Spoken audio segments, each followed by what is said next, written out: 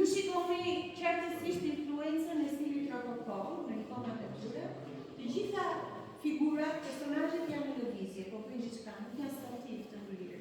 Janë të mbi ngarkuara me dekorime, me motive florale, të mbi ngarkuara me simbolika. Portretet e tyre janë gati shprehës. Diçka është duke lëvizur, nuk ka mënyrë statile siç kemi parë në ikonat e mëparshme.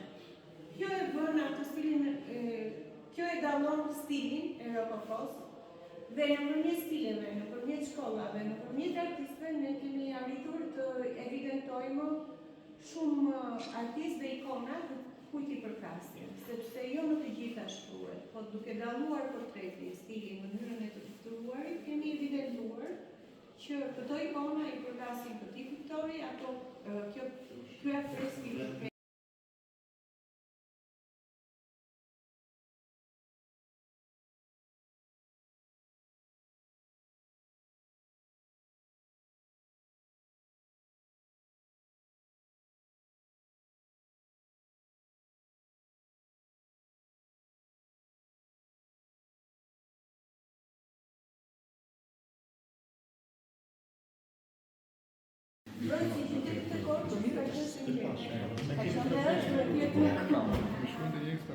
Shëngjergji gjithmonë paraqitet vikal, ju e dini historinë e Shëngjergjit.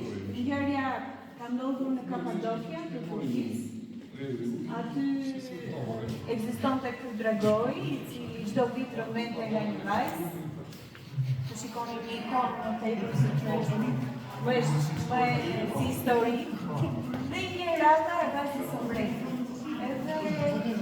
Futet Shëngjergji, lufton dragojin, shpëton vajzën e mbretit dhe mbreti si simbol i jep çelësat e qytetit, si në shenjë falënderimi. Kjo është historia e Shëngjergjit.